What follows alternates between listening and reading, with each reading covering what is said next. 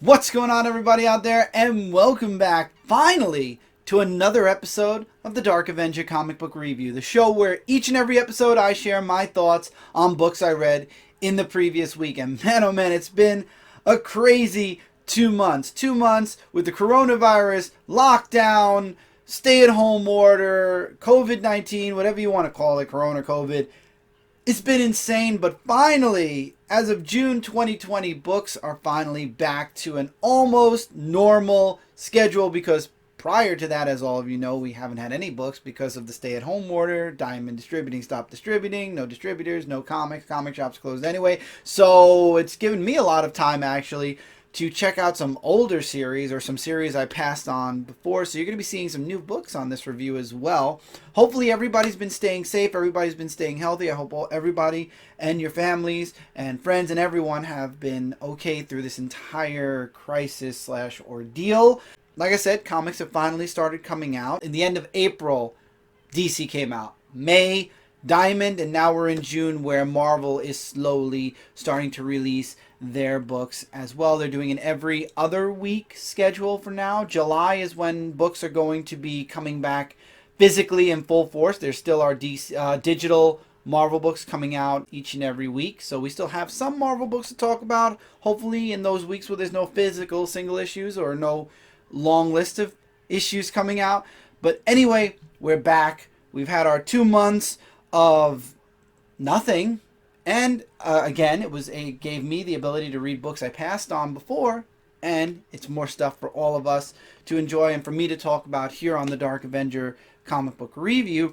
But on top of that also, I'd like to mention that as of this video, my good friend JD, the Media Jack, is going to be doing all the edits, so I don't have to worry about being late. As you all know, I've been having editing program issues, so I'm really happy to have him on board. He's going to be editing all my videos that aren't live streams, or at least as many as he can. I'll still be doing when he can't, but I'm really happy to have him on board, happy to have him on the team. So JD, as you are my editor now, and I can do this because I have an editor now. Well, I did it to myself too, but anyway, if you want to add some explosive, crazy, awesome, like fireworks, bombs, explosions, everything for your intro, go ahead and go crazy for it right now.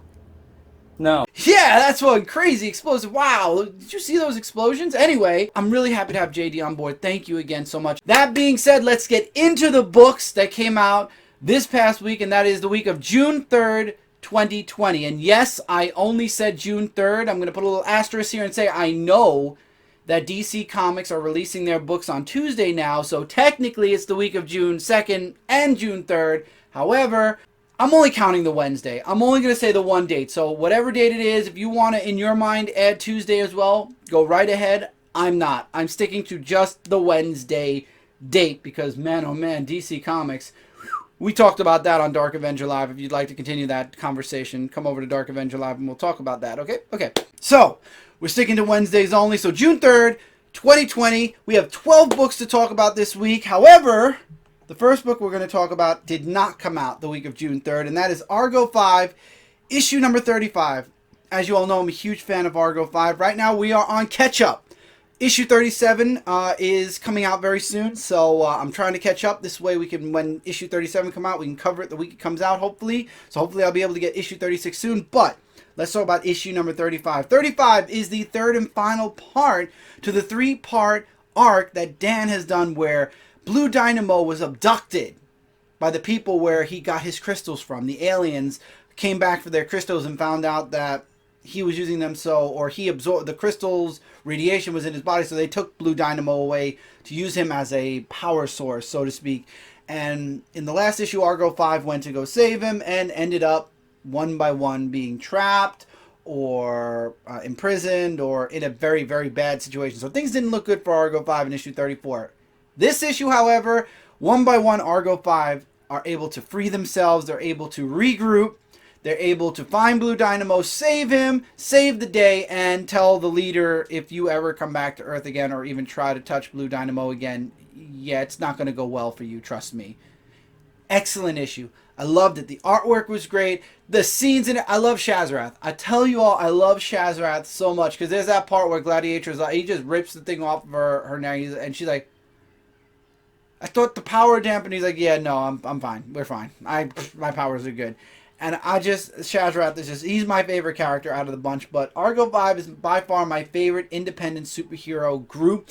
They are the Justice League of the Independents, in my opinion alone. I love this series, and if you haven't checked it out, you can go check it out at argocomics.com. That's ARGO comics.com. Or you can go to indieplanet.com, look up Argo Comics, and you'll find Argo 5, Sorority of Power. You'll find Law and Order. There are a bunch of other one-shots as well. The Argo Anthology. Definitely something I'd recommend, but again, if you want to check out just one series, check out Argo 5. It is an amazing group of really awesome, super-powered characters. Dan made an amazing universe here, and now, congratulations to Dan also, several successfully funded Kickstarters on the Argo Comics imprint, Thunder Zone.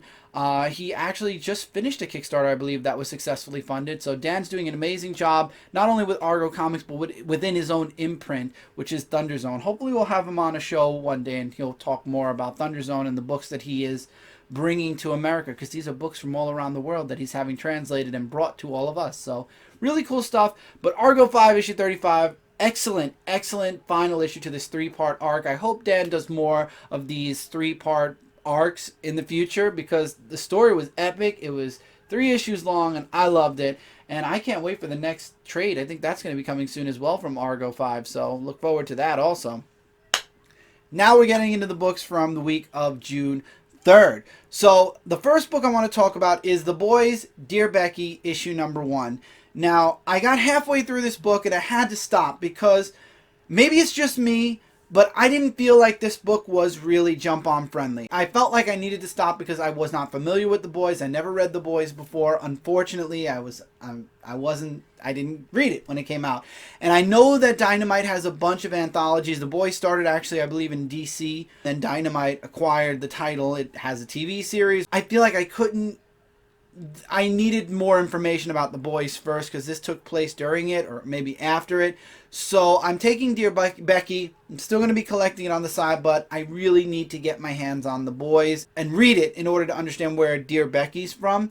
So great artwork though. The story was very interesting, but again, the characters I was not familiar with, the world I wasn't familiar with, and I think that's what took away from this first issue. So was it a bad issue? No. As a matter of fact, it makes me want to read The Boys that much more, because I want to understand this universe a bit more, so this way I can read this and truly know what's going on, or where this is at, or the characters themselves also. So Dear Becky, issue number 1, really good book. Again, be familiar with The Boys though. I would say go and read The Boys before you read this book. Batman Superman, issue number 9, a new story arc begins. Atomic Skull is in Gotham. Why is he in Gotham? Somebody abducted him, and somebody wants to get to Superman by using Batman.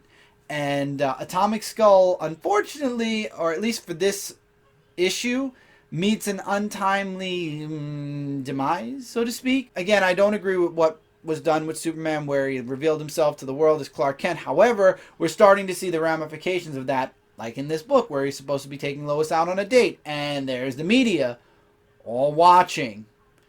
And I feel like this is going to be something that weighs on Superman as time goes on. And maybe if DC Comics wants to fix something, they'll find a way for Superman to make the world forget Clark Kent and Superman are the same person. I don't know how they do that. I mean, they do things like this all the time in DC. But anyway, so he hears the explosion in Gotham, because he doesn't really pay attention to Gotham, because Batman really never needs help. But in this case, he heard that huge explosion, goes and saves Batman, and Batman explains to Superman what's going on. And now the question is, why? Because we find out at the end of the issue who it is, and I'm not going to spoil that. I'm going to wait for the next issue to talk about that. But the reveal at the end of the issue shows who the person is that is trying to get to Superman by using Batman. And also there are these humans that have all this like wiring on them, and it's all connected to the big reveal at the end of the issue. Great issue. Love the artwork in the book. Artwork was very good. The variant cover, I really am liking the Batman Superman variant covers. I definitely recommend them. But this is the only Superman book I'm reading right now with Batman, and it was really good. I enjoyed it. The artwork was good. The story is compelling, especially with the character reveal at the end of the issue. Really interesting stuff. Really, really interesting stuff. And again, if you'd like spoilers or more spoilers, as always, let me know in the comments below. But in this case, I think I'll wait till the next issue. Or I could say who it is really quickly right now. And then if you want to skip over it, you can skip over it for the next 10 seconds. I'm going to say it in 5, 4, 3, 2, 1. Ultra Humanite. That was the big reveal. And that was crazy. Okay, it's great to see him back, so we'll see what happens next.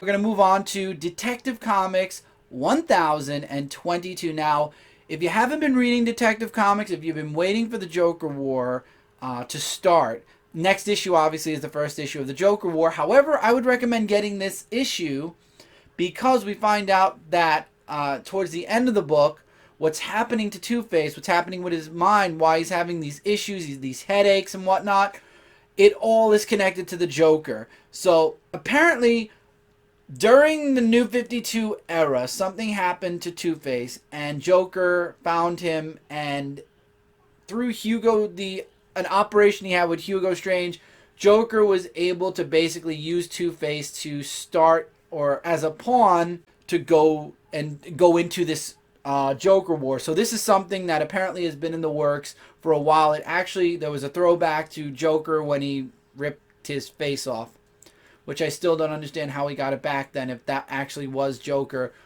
I mean, there's magic in comics anyway. So apparently Harvey Dent has finished his usefulness, and now we're going into the Joker War, and Joker actually in the end of the issue was entering possibly the Court of the Owls. So we'll see where it goes, but if you want more, obviously I left out a lot of details. I would say if you are going to be reading or buying the Joker War, get issue 1022 of Detective Comics, because it sets up. Now seeing what's happening with Two-Face, it is connected to Joker War. However, it does not have any appearance of Punchline. So anyone who's looking to grab this book because it's an appearance of Punchline, no appearance of Punchline in this issue. But she is coming soon, and I'm looking forward to it. I want to see this character already. We've been hearing about her since pre-coronavirus. I really want to get this reveal out of who she is, and moving forward, is she going to be a character that will be a mainstay, or is she going to be around for a little while? What's going to go on here? Moving on to Vengeance of Vampirella, issue number 7. Now, I picked the variant cover to show up here because I love the cosplay covers. Dynamite is doing an amazing job with their cosplay covers, and if I was able to, I would be getting every single issue that has a cosplay cover. I know Deja Torres does it, Vampirella does it, Red Sonja is doing it. Vengeance of Vampirella, I decided to try this issue out. I found it interesting. I remember reading Vampirella before, and it seems a lot like the same kind of like she's her own worst enemy kind of deal going on. And I love the artwork in the book. One thing I have to say when it comes to Vampirella, the artwork for her books is always spectacular. When it comes to this story, though, I think that I'm going to read one more issue. I'm going to give it another shot, but Vampirella is a gorgeous book. I probably will still be buying it anyway because I do love the artwork for Vampirella, but I decided to jump in with this issue, and I thought it was a very interesting start. It's the beginning of a new arc.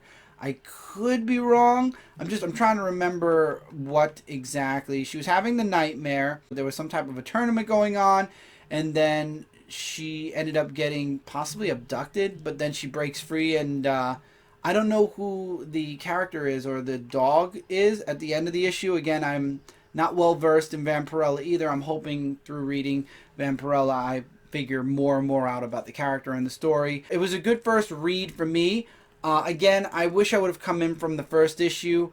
I did not get a chance during the hiatus in New Comics to read issues 1 through 6. However, at some point, hopefully I'll be able to acquire issues 1 through 6 and read them to catch up. But really great series, really great artwork. I will say that much. Now, Avengers of the Wasteland, issue number 5. The final issue of the series. And my only complaint for this book is that it is digital only. Marvel is not releasing this issue, and Marvel did not release issue number 4 in the physical issue format. If you want either of these books physically, you'll have to buy the trade paperback, which is probably what I'm going to do, and then sell off issues 1 through 3, because why do I need them? or maybe I'll just give them away in a giveaway. That's my only complaint about Avengers of the Wasteland is it's digital only. As far as the story and the art's great in the story. It's the grand finale, the Avengers of the Wasteland versus Doctor Doom, and of course, they're able to beat Doctor Doom, but there's a point where Ant-Man is about to kill Doctor Doom, and Viv actually is able to stop him and say, no, don't do it. We know what he's done and everything like that, but you can't kill him. We're the Avengers now. And I thought this is a really solid, strong ending to this miniseries. This is a miniseries that I just don't understand how it went to a digital only format. It was great. My only thing is I wish that this would have come out physically. But Avengers of the Wasteland was a really great miniseries. If you didn't read it in the single issue format or as it was coming out, definitely check out the trade. Worth a read. Definitely. Very, very good. It spins out of the Old Man Logan universe. So I loved it. I thought it was really great. Definitely something to check out. This is a series that actually started digital only. DCeased, Hope at World's End, issue number 2. This story follows Black Adam. And of course, it's still with the events that are going on, I believe, between issues 2 and 3 of the first volume of DCeased. And the Justice League want to get everybody together, to save the people who aren't infected. And of course, Black Adam doesn't want anybody in Kondak. I hope I'm saying where he lives right. He's defending it. He's keeping it safe and whatnot. And he says he'll defend his people and he'll defend his land. He doesn't want the Justice League's help, and he doesn't want the Justice League involved. So he actually goes back to normal. For some reason, I've never seen Black Adam ever do this, but he ends up saying Shazam, and he goes back to his normal form, and he's trying to be with the people, and he talks with this one family whose son is having an issue, who was infected. And Black Adam is the stupidest person in this universe because the child ends up attacking him mid-transformation back into turning into Black Adam, and now Black Adam is infected. And that's where the issue ends off. And it's crazy. I couldn't believe that Black Adam did that he literally went back to his mortal form, which we've never really seen him do. That was the only thing that kind of took me out of this book, was the fact that I've never seen Black Adam do that. He's always remained Black Adam. And I think if he was Black Adam, maybe it would have protected him. The magic would have protected him from the anti-life equation, or whatever equation it was that was being used to turn everybody into zombies. This was how Black Adam basically got infected. Really interesting story. Hopefully when volume 2 of this comes out in trade, they'll include all of these digital stories into the trade paperback. If not, hopefully they'll collect it all as a trade just in and of itself. I like it. It's all setting up for DCeased volume 2, which is coming really soon. I'm really excited for DCeased. DCeased is a really, really great universe. I definitely would recommend checking out the hardcover for DCeased, and get ready for DCeased 2, because it's going to be great. And we just finished the 3-part story arc that's leading into volume 2 as well. It's like a segue arc with the survivors from the first volume and going into the second. Next we have Red Mother issue number 5, the final issue, I feel, to this. I mean, even though the trade came out this week as well, this I feel is more of the final issue to the arc. At least that's what it felt like to me. I don't know why they didn't wait to release this issue before they released the trade, but this issue, she's being chased by that demon that she can only see with her eye, and she's finally able to shake the demon, but also she finds out that, as we all know, her boyfriend went missing, and the family decides that they are going to just have a memorial. They're going to set up, they're going to basically bury him because they can't find him, and the police are basically saying, it's been a long while. If it was anyone else, they're possibly gone. So they set up a memorial for him, and she accepts the job offer from the person, first of all, and ends up going back to England where they have the service. And now it's like, well, what's going to happen next? Because now she's gotten rid of the demon that's been chasing her. She fought off the followers to the Red Mother, whoever they were. She's moved to England and taken this job from this mysterious person now.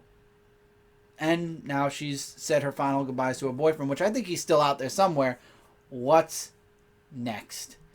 Artwork in this book, again, is another book with great artwork. I love this story a lot. I'm really glad that I read this since issue 1. Oh, no, I didn't. Mike Spiderslayer recommended it, and I read issues 1 through 3, or 1 through 4. That's right. I didn't. No, it was 1 through 3 because I wasn't sure of this series, and I went back and read it. So I'm really glad I decided to come into this series because it has been a crazy ride since issue 1, and I'm really happy I ended up checking the series out. Very, very good series. Definitely something to check out. Go check out the trade paperback and get issue number 5. I believe that's really the first arc's finish, in my opinion. Just my opinion. Justice League Dark, issue number 22. This issue, John Constantine brings Abby back. She's somehow trapped in a dream world, and he needs to bring her back because Arcane is back. Swamp Thing is gone. Swamp Thing is dead, at least for the current, for right now.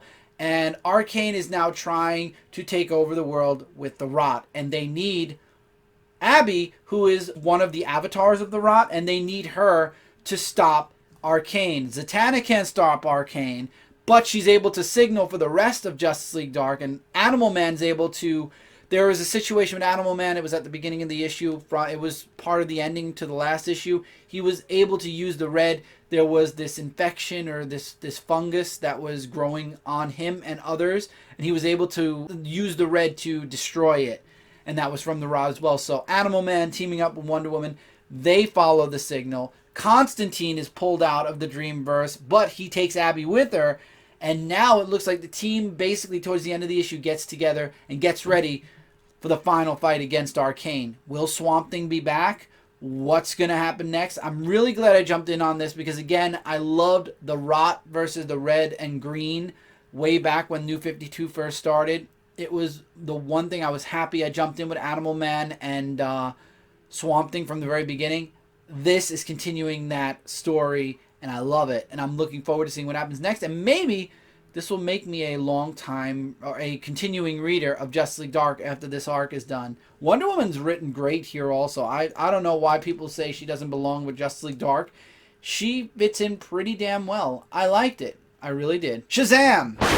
Issue number 12. The book that's been delayed for a while. Now, Billy is struggling with, he's a superhero, he got these abilities, maybe he wasn't supposed to get these abilities because of what the Wizard said in the previous issue, that he was never really, that the Wizard made a bad choice, and he's like, I'm still a kid, and he's trying to figure out, he is a superhero, but does he have to be a superhero? He was given this as a responsibility and to use it, for the greater good, but he still has a chance to just be a kid, and he ends up going to Batman for advice, and I like how, and of course there's a little fight between Shazam, Batman, and Scarecrow, and again it helps kind of build on what what's going on in Billy's head. But I love how Batman's advice was, I was your age when I started training, and when when I started to become the man I am now. You have a chance to live your life. It's your decision where you go from here. And obviously we all know Billy's not going to go anywhere except continue being Shazam, but I love the advice, and I love the little joke where Billy's like, you always team up with only Superman, and Batman turns around and goes, and by the way, no, Superman always teams up with me. That was excellent. I loved it. I love Batman at times because the writers sometimes catch him so perfectly, and Jeff Johns definitely catches Batman perfectly, and I love the little funny moments that you get from Batman, and it definitely leaves Billy thinking. It does at the end of the issue, and I like this issue, and I'm kind of sad to see that sad that Jeff Johns is going to be leaving after the Superboy Prime arc, but it's going to be very interesting to see that arc. I'm very excited for that, so we'll see where that goes. I believe it starts in, ironically, the next issue. G.I. Joe, A Real American Hero, issue number 271, one of the books that I was able to catch up on while we had no new books coming out. This is a 10-part snake hunt, it's called, where Snake Eyes, the new Snake Eyes, was captured by Cobra, and there's a possibility that there's also another Snake Eyes, and I actually got that arc as well with the first appearance of Dawn as Snake Eyes. Didn't read it yet though, so I need to read that, but it's basically her, and she has Snake Eyes in his spirit or his essence inside of her or whatever, but basically he's in there with her, so her and him are kind of interconnected because Snake Eyes died earlier on. I don't know when or where, but anyway, the other Snake Eyes ended up getting caught, And now G.I. Joe made a deal with Zartan and also Despero and Baroness to save Snake Eyes from Cobra Commander and the rest of Cobra. And there's this big elaborate thing going on. There's a team going. There are several teams going to several different places, and they're going to try to save Snake Eyes. However, Snake Eyes throughout the book is slowly saving himself. He was strapped to a gurney in a friggin' straitjacket, locked in a cage. And by the end of the issue, he's out of the straitjacket, out of the cage, and he's being warned by, I forgot what the soldier's name was, but she's one of the new soldiers for Cobra. She's warning him, I will shoot you non-lethally if you don't stop. And he's doing something at the very end of the issue, and I like it. I'm very interested in seeing where this goes. G.I. Joe, it's a real fun story.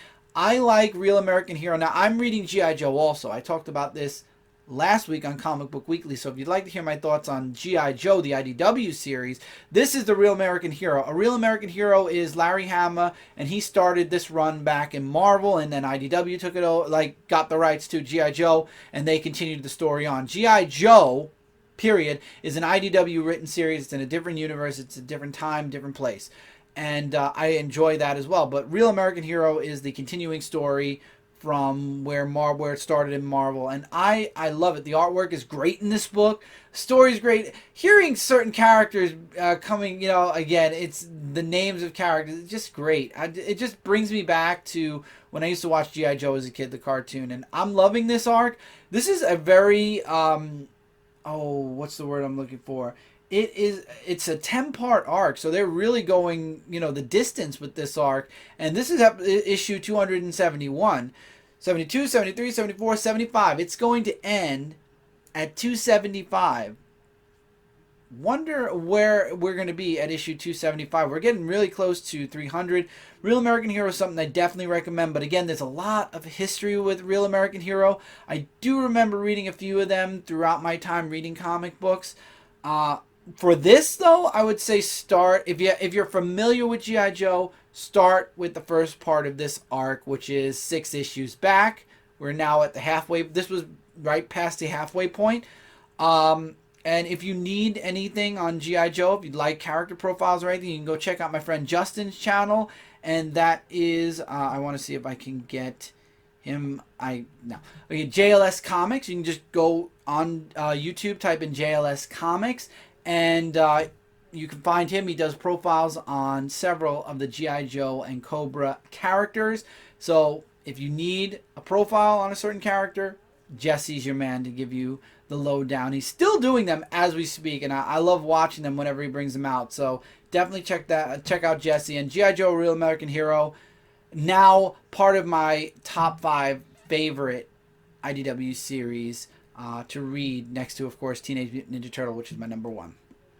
And last book of the week, and this is the book that I'm looking forward to what comes next. Now, Kat mentioned this book, and I said, okay, I've got to try it because I love the Hardy Boys.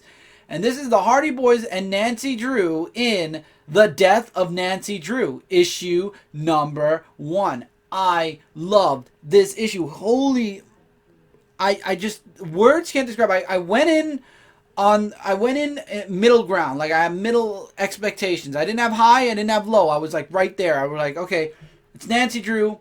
I didn't really dig the Hardy Boys, but hey, let's try this out. Let's see how this one goes. I mean, the artwork looked great. I checked out the preview for the previews for the artwork and everything, and I thought the artwork looked really, really good. So I'm like, okay, let's try this out.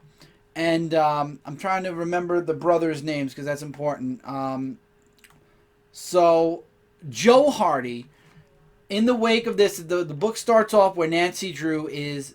They claim her dead. Joe Hardy doesn't believe that she died from a car crash. He believed that she was murdered. And throughout this book, he tries so hard to find any type of clue that leads to anything at this point, because he believes that somebody tried to kill Nancy, and everyone's telling him, it was normal, it was natural. Even his brother Frank, which apparently they're not getting along too well. Normally, as you all know, if you know the Hardy Boys, they're 2 brothers who are detectives. They found out who killed their father, and then they continued on to become detectives. Frank's in college, and he even comes in and tells Joe, you got to stop. You just got to let this go. It didn't, nobody killed her. She died on her own. She died from the car crash. And Joe won't believe him at all. And there's a scene in here actually where he's still looking for clues, and he actually ends up going into an apartment with a person who died. And he gets taken in by the police, which he doesn't answer a single question the police have. And Frank tells him, look, dude, you need to come home. This is enough. Maybe if we didn't even bring her into our problem with our dad, doing the detective work and finding out who killed him, maybe she'd still be alive even now. And of course that pushes Joe over the edge. He socks Frank right in the face and continues doing his research. And Joe is a strong detective. The Hardy Boys always were. But long story short, it leads him to this person, a sister. I don't want to get into it because there's so many little clues that he follows. And it leads to a really tight ending. I don't want to spoil it, so I'm going to warn you all now. I'm going to count to 5 again, and then I'll give you the spoiler, and then we're going to move on from that. But 5, 4, 3, 2, 1. We find out that, spoiler, Nancy Drew is still alive, and she is faking her own death. But why? And why does Frank Hardy know? Because he's there with her. Why wasn't Joe brought in on this fake death? What's going on? Why is this going on? And it's like it makes the mystery that much more interesting. Why is she faking her death? Why does Frank know? Why didn't Joe know? What's going on? Why is Joe being left out? And who are they trying? What are they trying to find out? Well, who are they trying to what's going on? And damn, dynamite. This was an excellent first issue. I loved it. If I can, I really want to go back and get. There was another Nancy Drew, and I think there was another Hardy Boys story. I want to get the trades for both of those as well. Excellent first issue. The artwork was great. I was going to wait and get this in trade format. I'm going to be getting this in single issue format. I truly loved this first issue. It was really great. I highly recommend checking it out. If you know Nancy Drew, if you know the Hardy Boys, if you're a fan of Dynamite, if you're a fan of mystery, this is definitely a book you want to check out. I absolutely loved this first issue. Check it out. And with that is it for this review. As always, if you'd like to check me out across social media, you can check it out at Dark Avengers C86 across the board. Actually created a TikTok. I'm working on some ideas for TikTok. Also, don't forget to check out my website, shootingstaruniverse.com. I am working on stuff with that as things are getting back to normal, as we're moving away from the craziness that was the first half of this year, because we're in June now, so we're at the halfway point for 2020. Hopefully things get better and slow down. But anyway, as we are moving forward, as things start getting back to normal, hopefully things will start moving forward again, where I will start my written stuff again more frequently. Videos are going to start coming back, the review's back, and there are other videos that are going to follow this. Returning to the channel, Dark Avenger Live, every Friday night at 9:30 p.m. Eastern. I know I said that this Friday, Brant and Kat were going to be on. We actually are switching that show up 2 weeks from now. So it won't be this Friday. It'll be the following Friday at 9:30 p.m. We're going to do an AMA, Ask Me Anything, with Brant and Kat, talking about their Kickstarters, their books, and everything else. So in 2 weeks. So this week we're going to have a regular Dark Avenger Live. I want to thank you all so much. There's a bunch of links below to other things. Again, JD, now editing my videos. Look him up, the Media Jack, all across social media and all across the board, actually. That's his name. And with that being said, thank you all so much for being here. Let me know in the comments below what you thought about any of the books that came out this week, anything you read, likes, dislikes, agree, disagree, recommendations. I always love hearing from you guys. And as always, share the channel. Share the group page. We have a Facebook page of the Dark Avenger Nation. Come into the page. Let's talk comic books. Let's talk about stuff as it drops. News, comics, what have you. And there's a lot of stuff. Share what you pick up each week. I see that they do it in several other groups. Take pictures of your comics. Send them in. Let us see what you're collecting in the nation. Join the nation. Let's grow the nation. So, take care. Keep reading, keep collecting, and I'll see all of you really soon in the next video. Later, everybody.